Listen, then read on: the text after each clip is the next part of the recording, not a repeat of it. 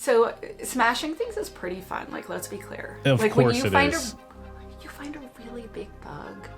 Like you manage to get admin, you find an injection, whatever. You're like, I am awesome.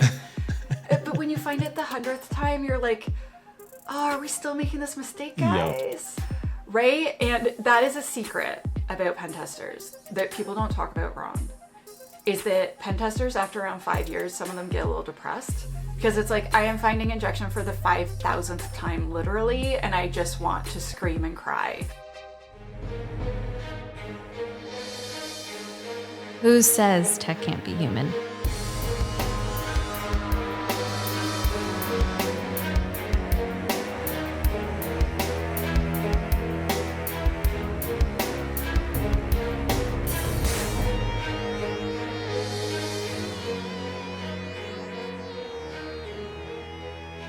What's going on, Hacker Valley fam? Welcome back to the show.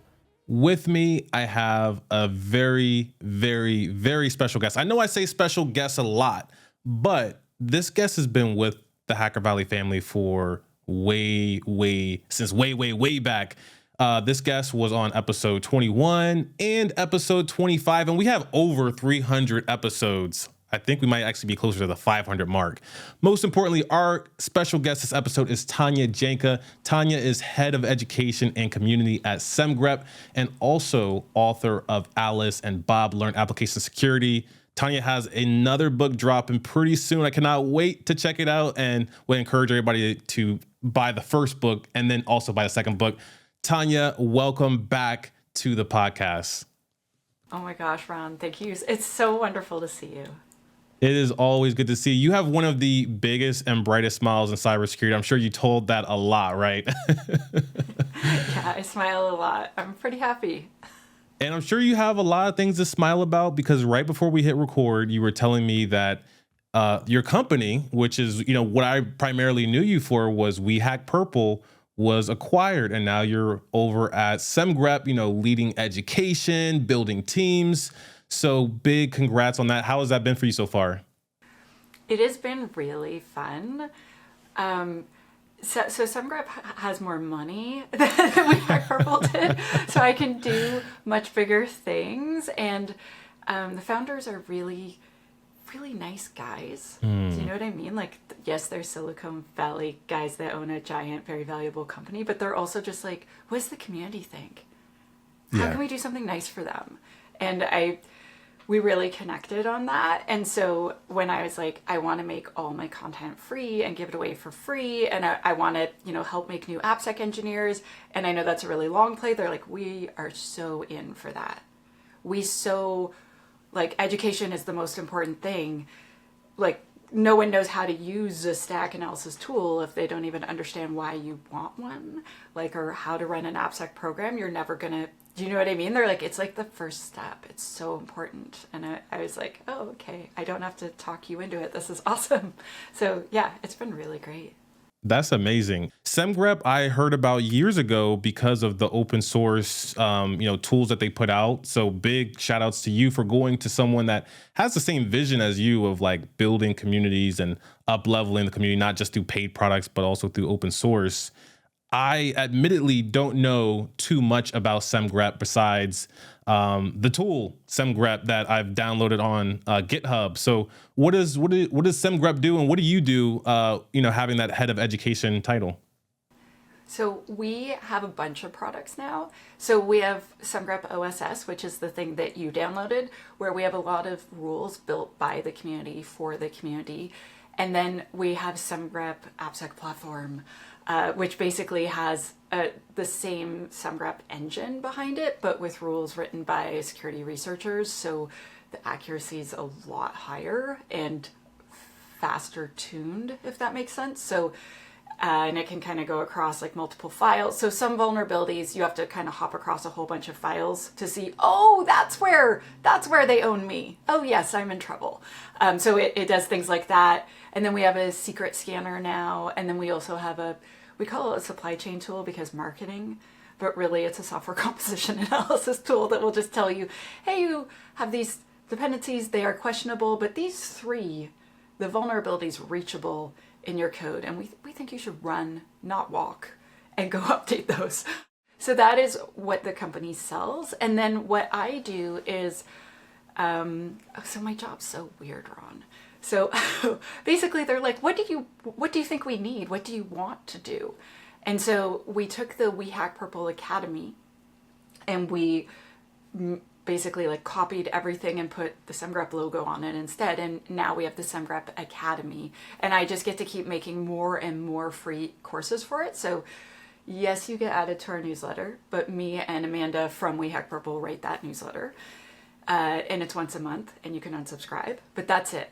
You just get added to our silly community newsletter where we are going to invite you to events and stuff. Or maybe they would like to come hang out with Tanya. So I don't know. So this is embarrassing, Ron, but I don't know how to write SemGrep rules very well yet. I know. But I'm sure you're able to articulate what happens in a great rule though. But you probably just not configure them. Yeah. So like I have the red squigglies of death on my rules a lot, which means your format's bad. And so I've started, so next month in July, we're starting this thing like Rules with Tanya, where someone's going to write a rule with me and we're just going to invite people live to kind of come hang out very informally. Love that. And it's like, bring your broken rule, we'll fix your rule together, or at least you can watch Tanya try really hard. You know what this reminds me of? What? When I first got started in kind of like this field of, it wasn't cybersecurity, it was more of information assurance. The only way in, at least from my perspective and the mentors that I had, was through Cisco. Like you had to learn Cisco networking. And a lot of the things that I learned through Cisco and their academies, and I also had a vocational school when I went to high school that taught Cisco. They taught me the fundamentals of computer networking. And the commands, those are going to be pretty transient in my brain. Like I'll remember them for a week and I'll forget the commands. But as long as I understand the concept, then I'm able to, work efficiently and then be able to research and kind of find that solution a little bit faster. Yeah. Yes. Well, and knowing that there's a place you can go get help is really nice too. Yeah. Before we started recording, I was telling you, so I didn't make this, but this is one of those things where I complain about something and then someone does a thing. Do you know what I mean? And so Yeah. a lot of us have like talked. So we have like these chats where the AppSec nerds at SemGrep discuss, and we're talking about shadow IT, and shadow IT specifically, like different ways it damages companies. And one of them was like, yeah, a lot of people are using AI in their code and they don't have a license. And that's really scary. And I worked somewhere once where we were using something without a license and we got busted and it cost us $2 million. And so we're like, how could we help them find shadow IT? And so then Drew figured out a way. So he's made this group of SemGrep rules that look for all the different calls to AI to tell you if you're using it without a license. And so he made this rule set in SemGrep, and we're making it free because we hate money. But he's putting it in the free open source tool, and he's putting it in the pro, so that you can just press this button and find every single instance what you're using and like if you're using it appropriately. He's just like, people need to know. But he's like, I'm wondering what the results will be. Like, I can't wait till people... So this is where I come in. People will tell me, I used that rule set, Tanya, and we found this. And then that happened. Like, there's all these crazy back channel like feedback that we'll get where it's like, oh, man. Right. Like, I was at a company and they were like demoing me their CI/CDs and like us putting tools in it and stuff and playing around. And then I was like, oh, look at this guy. He has a lot. And then I don't know why, but I just clicked on his name so we could search. It turned out this guy over the year and a half had built almost 2,700 pipelines for himself.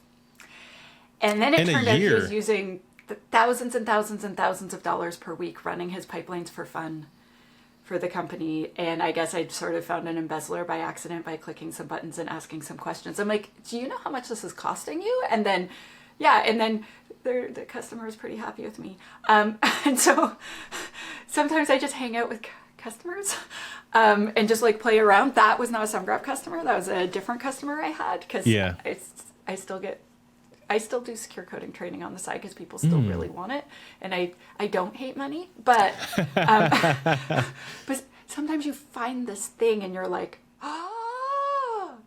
and it makes the best story ever. But I'm sorry, I got way off topic. I'm sorry. No, you can you're go back good. to the planned conversation. I'm glad that you brought that up because I was going to ask you about the most craziest thing that you've seen. We in security, we see a lot of crazy things. And when you introduce application development, you see wild things. Like, you're doing what with what?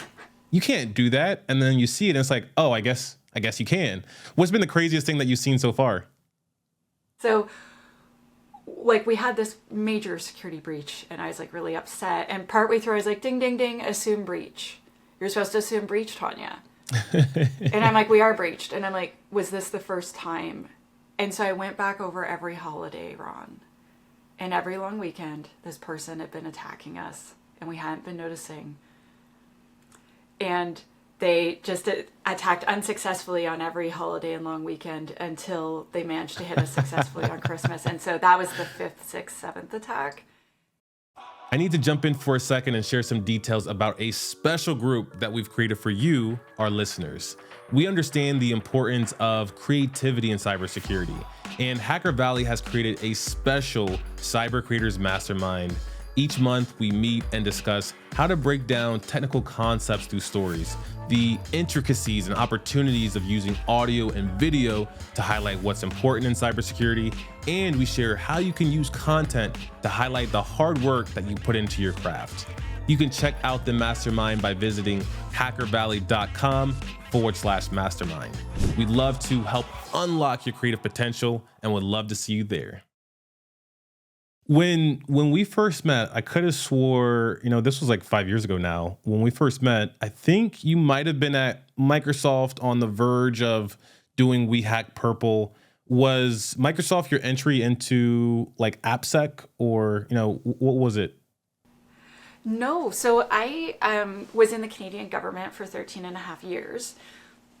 And I was a software developer for a big majority of that time. And then I met a hacker. He was the pen tester in my office. And I was also a musician. And he was a musician. So we became friends, and obviously our bands had to play together immediately. And then I was like, we wrote this song called Mandatory Dance Party, and I wanted to make this mobile app where if two people were close together, it'd be like, beep, beep, beep, mandatory dance party. And then you had to dance, and then how much your phone moved would judge who won the dance party, and that's the whole app. And I was like, do you want to make that with me? And he's like, there's literally nothing I want to do more than that. So we became close friends, and then he spent 1.5 years nagging me to become a pen tester. He's like, you'd be such a good pen tester. And I'm like, no, I am the king of IT. I am a software developer. I'm an emperor. I make something out of nothing all day long and delight all my customers. Like, I perform magic tricks. And he's like, no, man, it's so cool, so cool. And finally, he's like, that's it. You need to become my apprentice. Like, you need to do this. You'll be so good. And so I apprenticed under him for 1 year. He helped me get my first job. And then I was a pen tester for like 1 year. And I was like, so smashing things is pretty fun. Like, let's be clear. Of when course you find it you find a really big bug, like you manage to get admin, you find an injection, whatever, you're like, I am awesome. But when you find it the 100th time, you're like, oh, are we still making this mistake, guys? Yep. Right? And that is a secret about pen testers that people don't talk about, Ron, is that pen testers, after around 5 years, some of them get a little depressed because it's like, I am finding injection for the 5,000th time, literally, and I just want to scream and cry. And so then I got a contract on the side, and I told them I was going to do a pen test, but then I wrote in the statement of scope AppSec, right, with a security assessment, basically. And they signed, we did it, they loved it. And so I just kind of started doing that more and more. And so then my other professional mentor was like, Tanya, that's a full-time job. And it pays well, it pays just as well as pen testing. And there's lots of jobs in that. But I'd never seen that title, AppSec engineer or AppSec professional or Like in the Canadian government, they didn't have that. Around what year was this when your second mentor was kind of talking to you about it? Oh, like 2014, 2015. They're just like, that's not really a thing. Like, we pen test. And so I was working at elections, and I got promoted to CISO very quickly because I did not know the most about security on the team, but I knew the most about project management, and all my projects succeeded. In my career, I've only had maybe 2-3 projects not succeed in 27 years because I will just like turn the moon over if I need to. And so I was hired to elections to rewrite the software that makes the election happen. And basically the project was off the rails. It was not going well. And I brought it on track, got it done early, and then joined the security team. And they're like, okay, yeah, you can have whatever you want, which was great. They're so nice.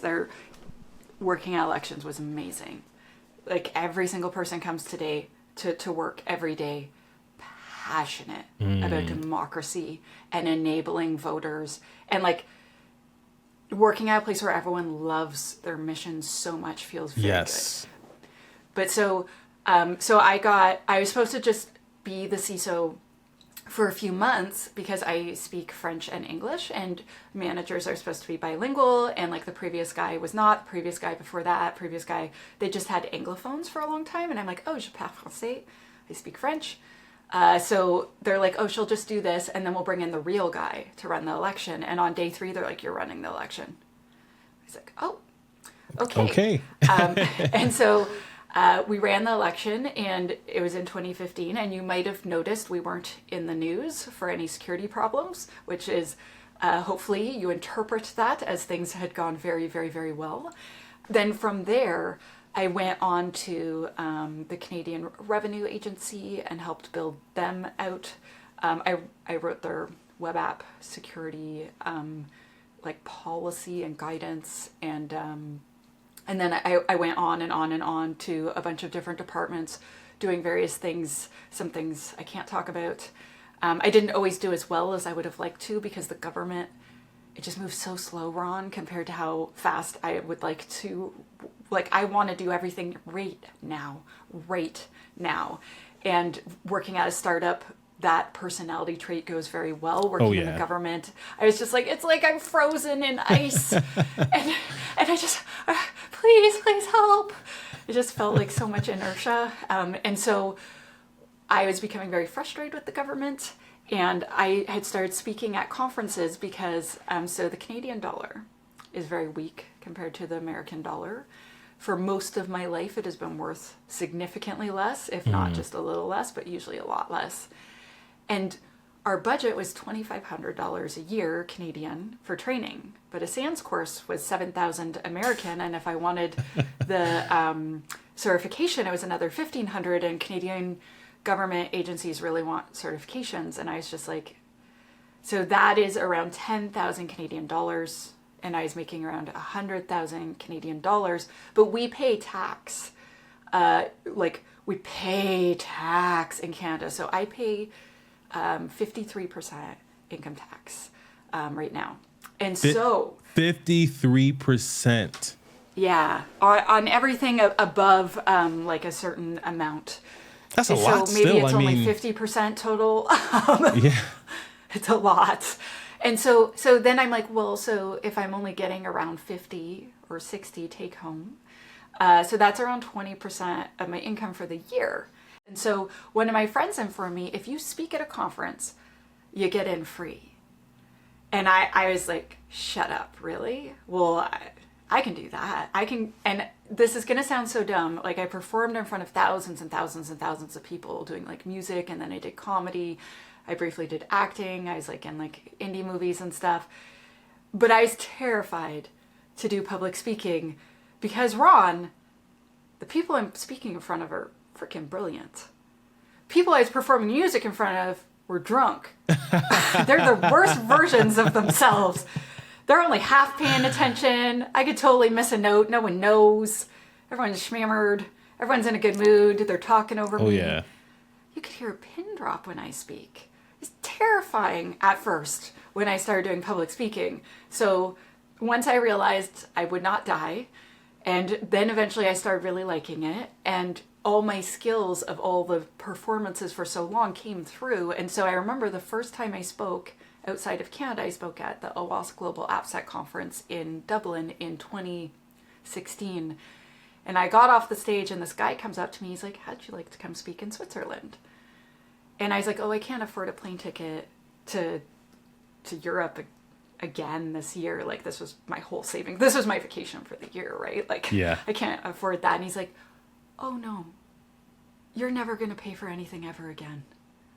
And I was like, what do you mean? He's like, I want to book you now before people understand how talented you are, and I won't be able to afford you anymore. And I was like, could you say that again in English? What? You're like afford me anymore. So that means you're going to pay for me to come? Are you going to pay me as well? Yeah. Well, and so actually from that point forward, people started mailing me plane tickets all over the world. I didn't have to pay my travel again. Like, people just started flying me all over the planet, like to Asia, to Europe, across the United States. And so then Microsoft calls me one day, and my friend Aaron had interviewed there. And apparently in his interview, he said, oh, you don't want me, you want Tanya Janca. She'd be better for this role. What? And he took a head of AppSec role at a bank. And I don't know how he ended up in that job interview for developer relations, but so I get this call, and this guy's like, yeah, I'm so-and-so from Microsoft. And I was like, this is bullshit. Spam dialer, get out of here. Phishing, you're not gonna get me. Yeah. So he spent like 10 or 12 minutes convincing me it was not a prank call. And then he's like, yeah, so like you know, like you keep writing and you keep speaking and stuff, like you would just do that, but like say you're from Microsoft. I'm like, that's my hobby, that's not a job. He's like, no, it's a job. So he spent like 20 more minutes convincing me they would pay me money to do this. And he's like, how about this? I'm going to send you plane tickets to Seattle, and you're going to meet Jess Frizzelli, Ashley McNamara, all these famous women from Microsoft that he had looked up that I followed. And so they like starstruck me all day with these amazing people that I super look up to. And they're like, you're not going to leave the building without agreeing to work for us, right? And then during my interview, they gave me a copy. I don't know if I'm supposed to say this. So a secret copy of Cards Against Microsoft.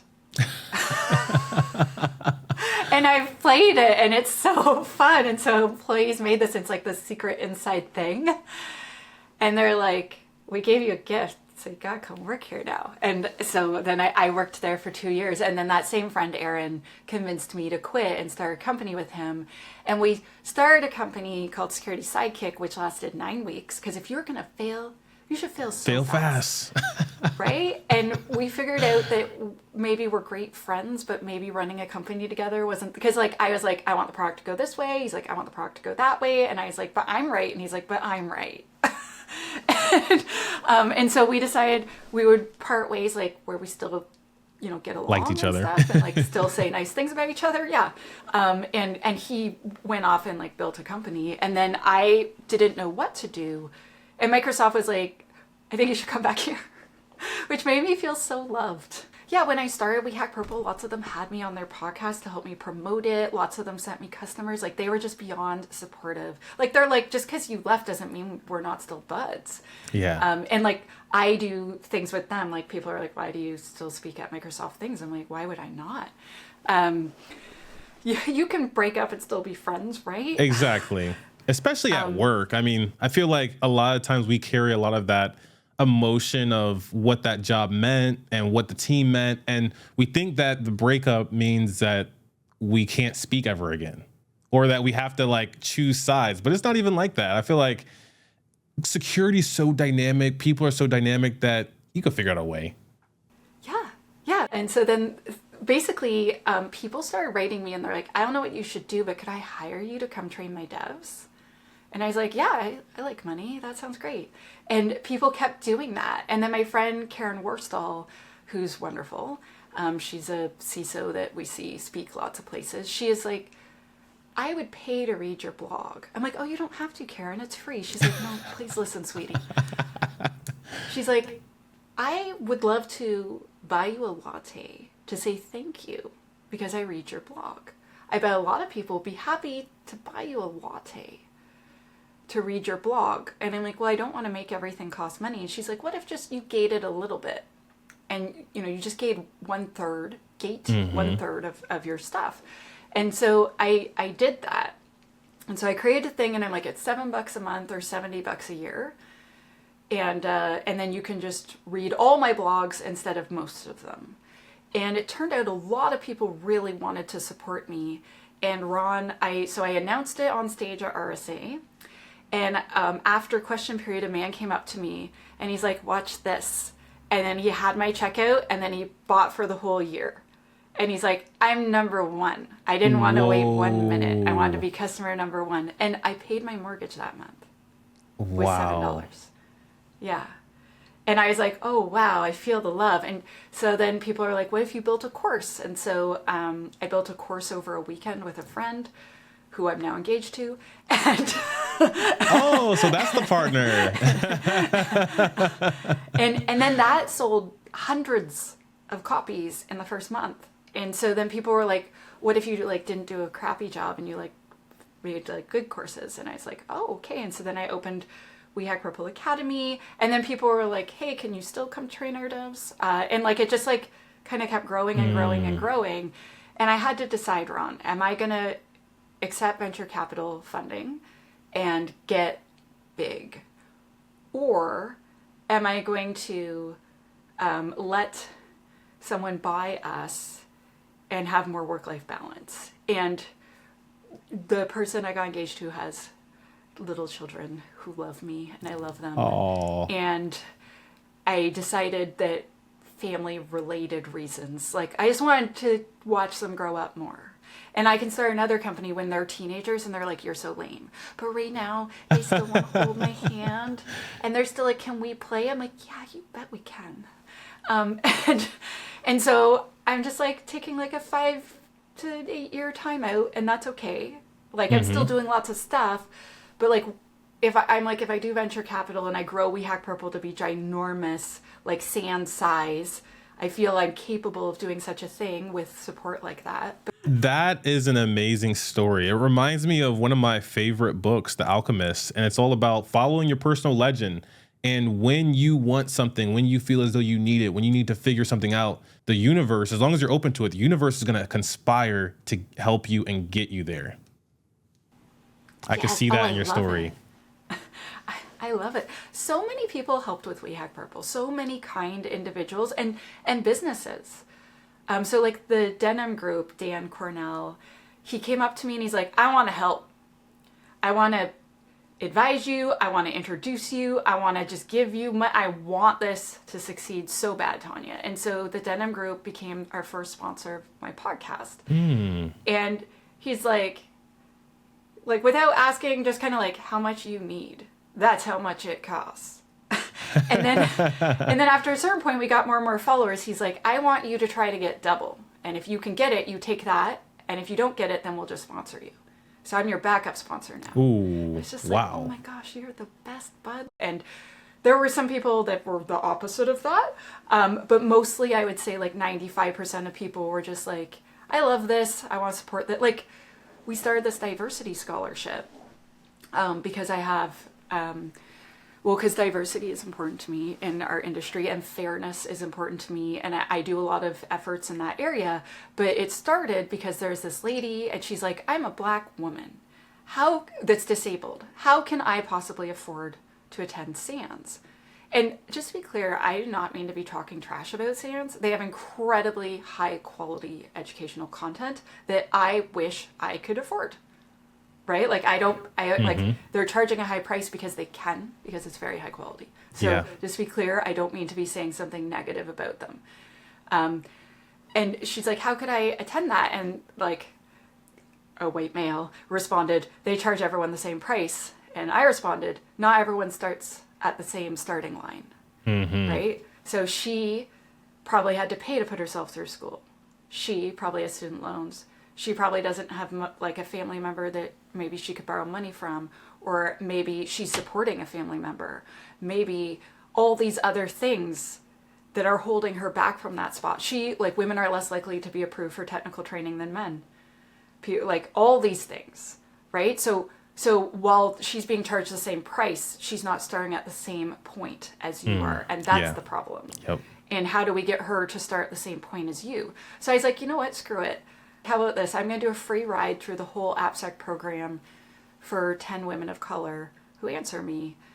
And we had so many answer, more than 10. So then I felt bad. And I was like, what do I do with the other ones? Like, I can't just always give for free. And so then Katie Missouri from Luta Security, she's amazing.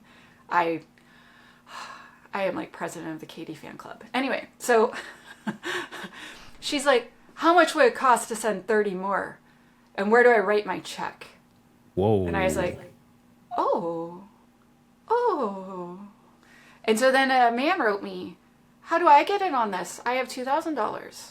And so we decided we'd do a 3-to-1. So if someone pays for one, WeHackPurple would comp the other two. So it was just cost. And we put 100 women of color through. Amazing. And, right? That is amazing. And it happened because like a conversation and like this, like you were saying with the alchemist, like, I'm like, this is really effing important to me that we make a place for everyone in AppSec. Like I tell people, like, I love white males. I just don't only love them. I still really want them to show up. I want to hear what they have to say. I want them to be a part of everything. I just don't want to only invite them. Exactly. And so when you own your own company, you can do whatever you want. As long as somebody pays the exact, and you had help with someone helping paying the bills. The money is a tool at the end of the day. You know, we look at money as something that is maybe like our livelihood, but it's not. It's a tool. It's a utility that you can use. And a lot of times, like you're describing, you don't even have to use your own. And, you know, there's a lot that we got to cover still. Like I mentioned in the very beginning, you were on episode 21 and 25 because we weren't able to cover everything in one episode. So we're gonna make sure we get another one on the books. But before we jump off, I wanted to ask you a very important question for our followers to stay up to date with you. We didn't get through SemGrep Academy, WeHackPurple podcast, or, you know, what you're doing on social with Cyber Mentoring Monday. For anyone out there that's like, hey, I need to know more about Tanya and more about, you know, just being in your sphere, where should they start? Should they start with SemGrep Academy, WeHackPurple podcast, or the Cyber Mentoring Monday? So I put WeHackPurple podcast down because I wanted to pick up more things. So there's 80 episodes on there that are still in existence. But because I'm writing the book and other things, I had to put that down. So you should go to academy.semgrep, SEMGREP.dev, and take a whole bunch of free courses. Also, go over to shehackspurple.ca. So all my socials are there, my newsletter's there, my blog's there. There's lots of silliness occurring there. And then you can find all the things you want sort of from there. Like if you wanted to check out my book, if you want to see my YouTube with my silly music video, Closer to Prod. Because sometimes you need to make a Nine Inch Nails parody video because you just have to. And so you could see, so if you just look up She Hacks Purple, that's where I am. And so if you check out the Academy, like it's been open just over a month, and I checked like 2 weeks ago and we had 1,600 students so far. Beautiful. I'm trying to get to 10,000 in the first year. And I'm just going to keep making new courses. So I'm making a secure guardrail course because everyone talks about it, but I'm like, this is how you do it. So if people want to reach out to me, just look up She Hacks Purple. Go visit the Academy, and you'll find everything. If there's a thing that you want to find and you're not finding it, tweet at me and I'll tell you. And then lastly, on Mondays. On Monday, I do this thing called Cyber Mentoring Monday. And I pair people with professional mentors. So you ask for what you're looking for and someone will approach you, or vice versa. I have worked in security for 4 years and I'm willing to take someone under my wing. So I don't select who you talk to. I am the connection point. So I bring the people together. But I'm the world's worst matchmaker, it turns out, despite having the best intentions ever. And so I've learned I have to let people select each other. But put yourself out there. Like, it's so worth it. I have used it to find new professional mentors. I've had many mentors over the years. And so definitely a professional mentor takes you to the next level. I cannot tell you how amazing it is to have someone who you can trust and ask those sensitive questions, or get that intro, or get invited to that dinner where you met all the people. It's very, very valuable. Such a powerful story. And, you know, anything that could help to support you, let me know. One of the, you know, small pieces of my gratitude for you just being an amazing person is just being on the podcast. But like I said, we got to make sure it happens again. I'm going to make sure I drop all of those resources in the show notes and description, wherever you're watching this. I would highly recommend everyone to check out Tanya. And also, you know, this is not a sponsored episode, but I'm gonna go ahead and throw it out there. Also check out SemGrep, not just the academy, but check out what they're building, because it's amazing. And if Tanya's there, I guarantee you, you're in the right place. Tanya, thank you again. And with that, we will see everyone next time.